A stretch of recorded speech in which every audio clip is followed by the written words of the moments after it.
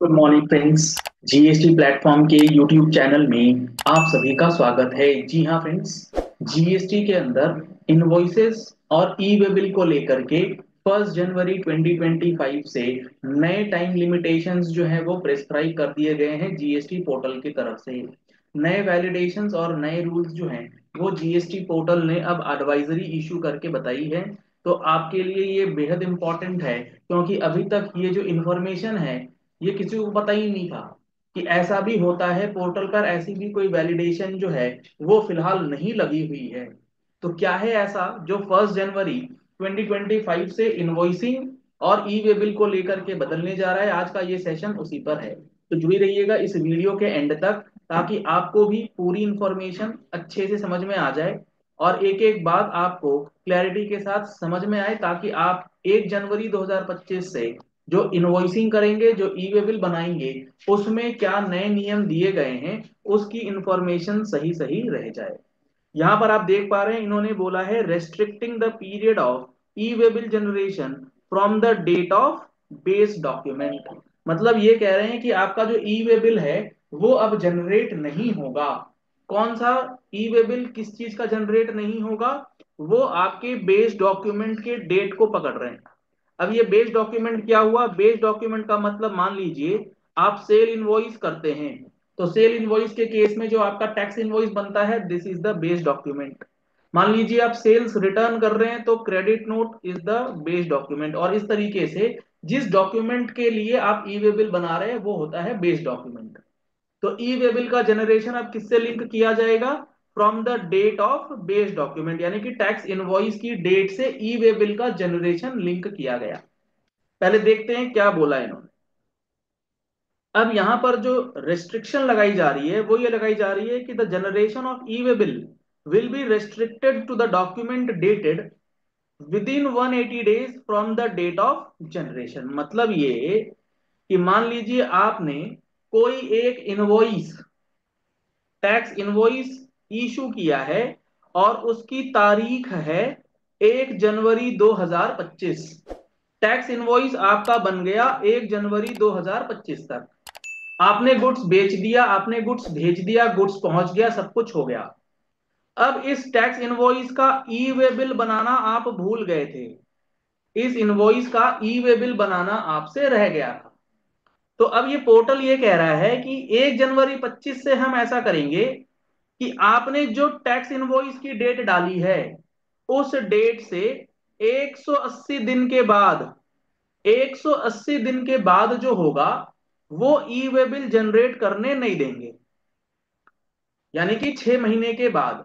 तो अगर हम लोग जनवरी 25 से काउंट करें, तो जनवरी का महीना, फरवरी का महीना, मार्च का महीना, अप्रैल, मई और जून, ये होते हैं 6 महीने, एक लमसम अमाउंट। तो 30 जून 2025 तक आप इसकी ई वे बिल निकाल सकते हैं। और मजेदार बात, ये एडवाइजरी आई है अभी और ये 1 जनवरी से लागू होगा। इसका मतलब आज की डेट में और आज से पहले ऐसी कोई लिमिटेशन थी ही नहीं। आपने अगर इनवॉइस बना दिया है, मान लेते हैं 1 अप्रैल 2020 का, तो इसका ई वे बिल आप आज भी बना सकते हैं अगर हम लोग इस एडवाइजरी को आज पढ़ते हैं। क्योंकि ये तो मुझे पता ही नहीं था, या किसी को पता ही नहीं था कि ऐसी कोई रेस्ट्रिक्शन नहीं है, क्योंकि लॉ में तो ऐसी कोई बात ही नहीं लिखी। लॉ में तो ये लिखा है बिफोर और at the time of movement आपको ई वे बिल बना देना है। तो भैया लॉ तो गया गड्ढे में। जो पोर्टल कहे वही सही है, जो पोर्टल चाह रहा है उसी हिसाब से सारे काम जो है वो हो रहे हैं। अपील फाइलिंग करो, 2 बार अपील फाइलिंग करो, अगर विड्रॉ कर लिया और तीसरी बार अलाउ नहीं करेंगे, वो एग्जॉस्ट हो गया लिमिट। कौन सा लिमिट भगवान जाने। तो ये तो हाल है इनका। अब यहां पर जब इन्होंने ये कह दिया है कि 1 जनवरी 25 से ये लिमिटेशन लगाएंगे, इसका मतलब इससे पहले ऐसी कोई लिमिटेशन नहीं थी। तो आपके जो भी पेंडिंग ई वे बिल्स हैं वो आप जनरेट आज भी कर सकते हैं। कोई आपको रेस्ट्रिक्ट नहीं कर रहा ई वे बिल के लिए। लेकिन 1 जनवरी 25 से आपको 6 महीने का समय दिया जाएगा। आप गुड्स बेच दीजिए, भेज दीजिए, गुड्स पहुंच गया, उसके 6 महीने के बाद तक आप ई वे बिल बना सकते हैं। रूल में ऐसा नहीं है। अब ये कितनी सही एडवाइजरी है, कितनी लॉजिकल एडवाइजरी है, वो बाद में क्लैरिफिकेशन आएगा तब देखेंगे। अभी देखो इनका इंस्टेंस क्या है, एग्जांपल क्या लिया इन्होंने। The documents dated earlier than 5 July 2024 will not be eligible for e-way bill generation starting from 1 January 2025। यानी कि 5 जुलाई 2024 या उससे पहले के जो टैक्स इनवॉइस बने होंगे उसके लिए ई वे बिल आप कब तक बना सकते हैं? 1 जनवरी 2025 तक 180 दिन काउंट कर रहे हैं यहां से। और 5 जुलाई के बाद जितने टैक्स इनवॉइस है उसका भी ई वे बिल आप बना पाएंगे। अकॉर्डिंगली 180 डेज जो है वो आप कैलकुलेट कर लीजिए।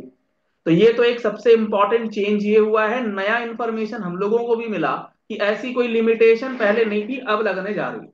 हालांकि लॉ बिल्कुल क्लियर है, रूल 138 बिल्कुल क्लियर है कि आपको जो इनवॉइस के साथ ई वे बिल बनाना है वो बिफोर और at the time of E way bill movement से पहले आपको ई वे बिल बनाना पड़ता है। खैर, यहां पर इन्होंने जो बोला है कि भैया 5 जुलाई 24 से पहले, मान लीजिए मेरा एक इनवॉइस है 1 अप्रैल 2024 का, तो इसका e way bill as per portal आप 1 जनवरी 2025 या उससे पहले निकाल सकते हैं। ठीक है, तो उसमें आपको कोई दिक्कत नहीं आएगी। जब बाद में केस फंसेगा तो आप इस एडवाइजरी को यूज कर लीजिएगा कि पोर्टल ने कहा था, ऐसी कोई लिमिटेशन नहीं है तो हमने बाद में निकाल ली है। ठीक है, तो आपकी अगर गाड़ी पकड़ी जाती है, गाड़ी रास्ते में पकड़ी जाती है, तो आप इस एडवाइजरी को यूज कीजिए, फिर देखिए अगर काम बन जाता है कि ऐसी कोई लिमिटेशन है नहीं। पोर्टल तो अब कह रहा है कि 180 दिन के बाद से आपको निकालने नहीं देंगे, इसका मतलब अभी तक तो अलाउड था, और पोर्टल जब अलाउ कर रहा है तो फिर दिक्कत कहाँ है? अब दूसरा क्या रिस्ट्रिक्शन लगाया इन्होंने? Restriction regarding the extension of E way bill for specific time period from the E way bill generation date. यानी कि ई वे बिल आपने जनरेट कर लिया, अब उस ई वे बिल के जनरेशन के बाद अगर आप उसे एक्सटेंड करना चाहते हैं, उसकी लिमिटेशन, उसकी वैलिडिटी को एक्सटेंड करना चाहते हैं, तो वैलिडिटी आप कब तक एक्सटेंड कर सकते हैं? The extension of E way bill will be limited to 360 days from their original date of generation.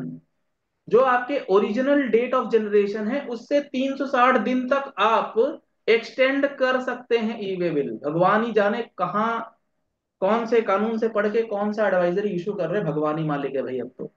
For example, an E way bill generated on 1 January 2025 can only be extended up to 25 December 2025। यानी कि 1 साल तक गाड़ी आपके रास्ते में ही है, आप एक्सटेंड ही कर ही जा रहे हैं। तो अब यहां पर ये जो दो रेस्ट्रिक्शंस नई लाई गई हैं ये आपके लिए फेवरेबल हैं। इस एडवाइजरी को आप अपने फेवर में यूज कीजिए, ये कहते हुए कि ऐसी कोई लिमिटेशंस या ऐसी कोई रेस्ट्रिक्शंस पोर्टल पर चुकी नहीं थी, इसलिए हम लोगों ने नहीं करा। अब 1 जनवरी 25 से जब ये चेंजेस हो जाएंगे तो वो 180 डेज और 360 डेज वाला जो टाइम पीरियड है वो आपको फॉलो करना पड़ेगा। अब आगे इन्होंने और कुछ बोला है, ओटीपी ओटीपी कुछ बोला है इन्होंने कि मल्टी मल्टी फैक्टर ऑथेंटिकेशन चालू करेंगे। अब इसके लिए देखते हैं क्या है। One of the key changes involves implementation of MFA, multi-factor authentication. Currently, MFA requires login using a username, OTP, password is mandatory for taxpayer जिनका टर्नओवर 100 करोड़ रुपए है। 100 करोड़ से ऊपर जिनका है उनको MFA के जरिए जाना है, और जिनका टर्नओवर 20 करोड़ से ऊपर है उनके लिए ये ऑप्शनल है। लेकिन जनवरी 2025 से ये मल्टी फैक्टर ऑथेंटिकेशन जो है वो कंपलसरी हो जाएगा हर एक उस टैक्स पेयर के लिए जिनका टर्नओवर 20 करोड़ रुपए से क्रॉस हो जाएगा। 1 जनवरी 25 से कंफर्मेशन आपको देनी होगी 2 बार, और 1 फरवरी 25 से ये 20 करोड़ की लिमिट जो है वो 5 करोड़ हो जाएगी, और 1 अप्रैल 25 से ये हर किसी के लिए हो जाएगा। कम क्लियर होती है बात? तो ओटीपी के जरिए जो मल्टी फैक्टर ऑथेंटिकेशन वाली चीज है उसमें भी चेंजेस जो है वो किया गया है, जो 1 जनवरी 2025 से इंप्लीमेंट होने जा रहा है। चलिए इस वीडियो को यही एंड करते हैं। आशा करते हैं ये जनवरी 25 से जो नया जंजाल बिछने जा रहा है, नया कंफ्यूजन क्रिएट होने जा रहा है, उसके लिए आप सब अब तैयार हैं। ऐसे ही इंपॉर्टेंट इंफॉर्मेशन और एनालिसिस के लिए आप हमारे चैनल जीएसटी प्लेटफॉर्म के साथ जुड़े रहिए। रेगुलर वीडियोस आप तक पहुंचती रहेंगी। जीएसटी का फुल कोर्स ज्वाइन करना चाहते हैं, कॉन्टैक्ट नंबर्स आपको स्क्रीन पर दिए गए हैं। इन नंबर्स पे कॉल करके, व्हाट्सएप करके आप जीएसटी के फुल कोर्स को ज्वाइन कर सकते हैं, जिसके अंदर आपको लाइव प्लस बैकअप क्लासेस जो हैं वो प्रोवाइड करी जाए। Thank you and have a nice day.